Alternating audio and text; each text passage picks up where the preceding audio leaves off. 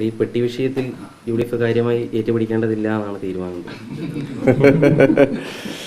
അവർ എന്തെങ്കിലും കാര്യം ഏറ്റുപിടിക്കണോ പിടിക്കണ്ടേ എന്ന് തീരുമാനിച്ചാൽ അതൊന്നും നമ്മളെ ബാധിക്കുന്ന ഒരു പ്രശ്നമല്ല.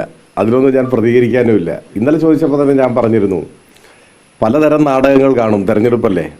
അപ്പോൾ സാധാരണ ഒരു തെരഞ്ഞെടുപ്പിനെ പോലെ തന്നെയാണ് അവർ ഇതിനെയും കാണുന്നത്. അവർ ജനങ്ങളെയോ നാടിനെയോ ബാധിക്കുന്ന പ്രശ്നങ്ങൾ ചർച്ച ചെയ്യാനോ വികസന കാര്യങ്ങളെ സംബന്ധിച്ച സംവാദത്തിനോ അല്ല തയ്യാറാവുന്നത്. ജനങ്ങളെ തെറ്റിദ്ധരിപ്പിക്കുക, പ്രതീതി ഉണ്ടാക്കുക, അങ്ങനെ നാടകങ്ങൾ സൃഷ്ടിക്കുക, അതൊക്കെയാണ്. അത് അവരുടെ ഒരു രാഷ്ട്രീയ പാപ്പരത്വം എന്നേ പറയാനാവും. ഇനിയിപ്പോൾ തെരഞ്ഞെടുപ്പ് കാലത്ത് അല്ലെങ്കിലും സാധാരണ നിലയിലുള്ള പരിശോധനയുടെ ഭാഗമായി പക്ഷേ കോൺഗ്രസ് നേതാക്കന്മാരുടെ വാഹനങ്ങളൊന്നും പരിശോധിക്കേണ്ട എന്നൊരു നിയമമോ മറ്റോ പാസ്സാക്കുക മാത്രമേ മാർഗമുള്ളൂ. അതിന് ഉത്തരവാദിത്തപ്പെട്ടവർ ശ്രമിക്കട്ടെ. അങ്ങനെ കോൺഗ്രസ്സുകാരുടെ വാഹനങ്ങളെ ഒന്ന് ഒഴിവാക്കി കൊടുക്കട്ടെ എന്ന് ആശംസിക്കാൻ മാത്രമേ നമുക്ക് സാധിക്കൂ. എനിക്കതിലൊന്നും പറയാനില്ല.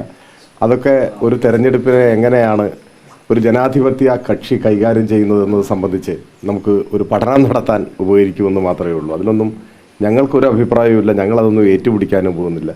ഞങ്ങളെ ബാധിക്കുന്ന പ്രശ്നവുമല്ല.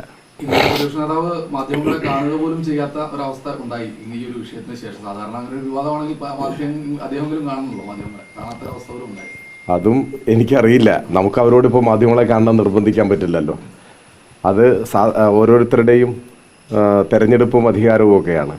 പക്ഷേ സാധാരണ നിലയിൽ മാധ്യമങ്ങളെ സദാസമയം കാണുകയും കാര്യങ്ങൾ വിശദീകരിക്കുകയൊക്കെ ചെയ്യുന്നവർ പൊടുന്നനെ വ്യത്യസ്ത നിലപാട് സ്വീകരിക്കുമ്പോൾ നമ്മുടെ സമൂഹത്തിൽ അതെന്തുകൊണ്ടാണ് എന്ന സംശയം വരുമെന്ന് മാത്രമേ ഉള്ളൂ. അതും എനിക്കതിൽ പ്രത്യേക അഭിപ്രായമൊന്നുമില്ല. അദ്ദേഹം ഉടനെ കാണണമെന്ന് ആവശ്യപ്പെടാൻ ഞാൻ തയ്യാറല്ല.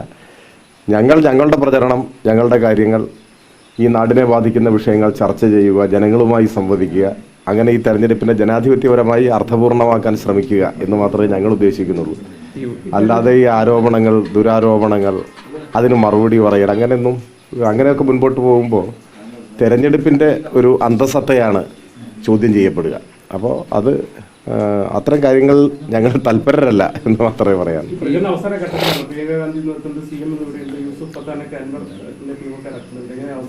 സ്വാഭാവികമാണ്. എല്ലാ നേതാക്കന്മാരും വരട്ടെ. നിലമ്പൂരുകാർക്ക് പ്രിയങ്ക ഗാന്ധിയൊക്കെ കാണാനൊരു അവസരം ഉണ്ടാവട്ടെ. എല്ലാവരും വരട്ടെ. എല്ലാവരും അവരവരുടെ രാഷ്ട്രീയം പറയട്ടെ. അതൊന്നും ഒരു മോശം കാര്യമല്ല. ജനാധിപത്യത്തിൽ നല്ല കാര്യമാണ്. പണ്ട് പണ്ഡിറ്റ് നെഹ്റു വന്നിട്ടുണ്ടല്ലോ, കേരളത്തിൽ വന്നിട്ടുണ്ട്. നെഹ്റു തെരഞ്ഞെടുപ്പ് പ്രചരണത്തിൽ വന്നിട്ടുണ്ട്. കോൺഗ്രസ് തോൽക്കുകയാണ് ചെയ്തത്. പക്ഷേ അതൊക്കെ നല്ല കാര്യമാണ്. എല്ലാ നേതാക്കന്മാരും വരികയും അവർക്ക് പറയാനുള്ള രാഷ്ട്രീയം ജനങ്ങളോട് പറയുകയും ചെയ്യുന്നത് നമുക്ക് സ്വാഗതം ചെയ്യാവുന്നതാണ്. അത്രയേ ഉള്ളൂ. കഴിഞ്ഞ ദിവസങ്ങളായിട്ട് തന്നെ ജമാഅത്തെ ഇസ്ലാമി പിന്തുണ CPM വിമർശനീയമാക്കുന്നു. ഇന്നലെ CPM സംസ്ഥാന സെക്രട്ടറി പഹൽഗാം വിഷയത്തിൽ അല്ലെങ്കിൽ നിലപാട് അറിയിക്കാത്ത സംഘടനയാണെന്ന രീതിയിൽ വ്യാജ പ്രചരണം നടത്തുന്നു. ഇതൊരു ഒരു ഇല്ലാത്ത കാര്യം പറയുന്നതിനപ്പുറത്തേക്ക് ഒരു ഇന്ത്യൻ മുസ്ലിം സംഘടനകളെ ഒരു പാകിസ്ഥാൻ അനുകൂലികളായി ചിത്രീകരിക്കുന്ന സംഘപരിവാർ ഭാഷത്തിൽ തുല്യമാണെന്ന രീതിയിൽ വിമർശനം ഉയരുന്നത് എങ്ങനെ കാണുന്നത്? മാഷയുടെ സ്റ്റേറ്റ്മെന്റ് എന്താണെന്ന് ഞാൻ ശ്രദ്ധിച്ചിട്ടില്ല. നമ്മൾ ഈ ഇലക്ഷൻ തിരക്കുകളിലാണല്ലോ. പക്ഷേ ഒരു കാര്യം ആവർത്തിച്ചുറപ്പിച്ച് പറയാം. ഇപ്പോൾ ജമാഅത്തെ ഇസ്ലാമിയൊന്നും നമ്മളങ്ങനെ കേരളത്തിൽ വലിയ സ്വാധീനം ചെലുത്തിയ ഒരു പാർട്ടിയോ സ്വാധീനം ചെലുത്തുമെന്ന് കരുതപ്പെടുന്ന ഒരു പാർട്ടിയോ അല്ല. അതവിടെ നിൽക്കട്ടെ. മുസ്ലിം ലീഗ് സംബന്ധിച്ച്, മുസ്ലിം ലീഗ് കേരളത്തിലെ മുന്നണി രാഷ്ട്രീയത്തിൽ അവരുടേതായ ഒരു സ്വാധീനം ഉള്ളതാണല്ലോ. നിയമസഭയിലൊക്കെ ഒരു സാന്നിധ്യമുള്ള, അവരുടേതായ സാന്നിധ്യവും സ്വാധീനവും ഉള്ളൊരു പാർട്ടിയാണ്. മുസ്ലിം ലീഗിനെതിരായി തന്നെ അവർ പാകിസ്ഥാൻ അനുകൂല സംഘടനയാണ്, അല്ലെങ്കിൽ പാകിസ്ഥാനുമായി ചേർത്ത് വെച്ച് അവരെ വിമർശിക്കാൻ സംഘപരിവാരം ശ്രമിച്ചപ്പോൾ നിങ്ങളിൽ തന്നെ ചില ചാനലുകളിൽ നിന്നിട്ട് ഞാൻ പ്രതിരോധിച്ചിട്ടുണ്ട്. എനിക്ക് നല്ല ഓർമ്മയുണ്ട്. കോൺഗ്രസിൻ്റെ നേതാവ് നിശബ്ദനായി കേട്ടിരിക്കുകയാണ് ഇത്, ആസ്വദിക്കുന്ന പോലെ കേട്ടിരിക്കുകയാണ് ഇത്. ഞാൻ പ്രതീക്ഷിച്ചത് ആ ചർച്ചയിൽ കോൺഗ്രസ് പ്രതിരോധിക്കും, ഒന്നുമില്ലെങ്കിൽ അവരുടെ മുന്നണിയിലെ ഒരു ഘടകകക്ഷിയാണല്ലോ. മൗനം കൊണ്ട് പിന്തുണ കൊടുത്തപ്പോൾ, സംഘപരിവാർ വാദത്തിന് മൗനം കൊണ്ട് കോൺഗ്രസ് പിന്തുണ കൊടുത്തപ്പോൾ ശക്തമായി അതിനെ പ്രതിരോധിച്ച ഒരാളാണ് ഞാൻ. അത് നിങ്ങൾക്കിപ്പോഴും ആ ദൃശ്യശകലങ്ങൾ നവമാധ്യമങ്ങളിലും മറ്റും കാണാൻ സാധിക്കും. അതിനെ അനുകൂലിക്കുകയല്ല. ഞാൻ ഒന്നിലേറെ തവണ ദൃശ്യമാധ്യമങ്ങളിൽ അത്തരം അനുഭവങ്ങൾ ഉണ്ടായിട്ടുണ്ട്. ഞാനത് അർത്ഥശങ്കയ്ക്കിടയില്ലാതെ പറയുകയും ചെയ്തിട്ടുണ്ട്. അവരുടെ രാഷ്ട്രീയത്തോട് നമ്മൾ വിയോജിക്കും, പക്ഷേ മറ്റ് സംഘപരിവാർ പ്രചരണത്തെ നമ്മൾ എതിർക്കുകയും ചെയ്യും. അപ്പോൾ ഏതെങ്കിലും സംഘടനകളെ അങ്ങനെ പാകിസ്ഥാൻ എന്ന നിലയിൽ ചിത്രീകരിക്കുന്ന ഒരു നീക്കവും ഇടതുപക്ഷത്തിൻ്റെ ഭാഗത്തൊന്നും ഉണ്ടായിട്ടില്ല. ഗോവിന്ദൻ മാഷയുടെ സ്റ്റേറ്റ്മെൻറ്റ് എന്താണെന്ന് ഞാൻ മനസ്സിലാക്കിയിട്ടില്ല. മാഷും ഒരിക്കലും നിങ്ങൾ ഈ പറഞ്ഞതുപോലെ പറയില്ല. അത്തരം കാര്യങ്ങളിൽ എന്തെങ്കിലും വിശദീകരണം നിങ്ങൾക്ക് ആവശ്യമുണ്ടെങ്കിൽ മാഷോട് തന്നെ ചോദിക്കാവുന്നതാണ്. മാത്രവുമല്ല, ജമാഅത്തെ ഇസ്ലാമിയെ സംബന്ധിച്ചിടത്തോളം പൊതുസമൂഹത്തിൽ നിൽക്കുന്ന വിഷയം അവർ മതരാഷ്ട്രവാദികളാണ് എന്നതാണ്. ജനാധിപത്യ മതനിരപേക്ഷ സമൂഹത്തിന് ശക്തി പകരുന്ന നിലപാടല്ല അവർ സ്വീകരിക്കുന്നത്. അവർ മതരാഷ്ട്രവാദികളാണ്. RSS മതരാഷ്ട്രവാദമാണ് ഉയർത്തുന്നത്. അപ്പോൾ അതിനെ ആശയപരമായി എതിർക്കുകയും ചൂണ്ടിക്കാണിക്കുകയും അത്തരം ശക്തികളുമായി ജനാധിപത്യ ശക്തികൾ അടുക്കുന്നത് നമ്മുടെ സമൂഹം.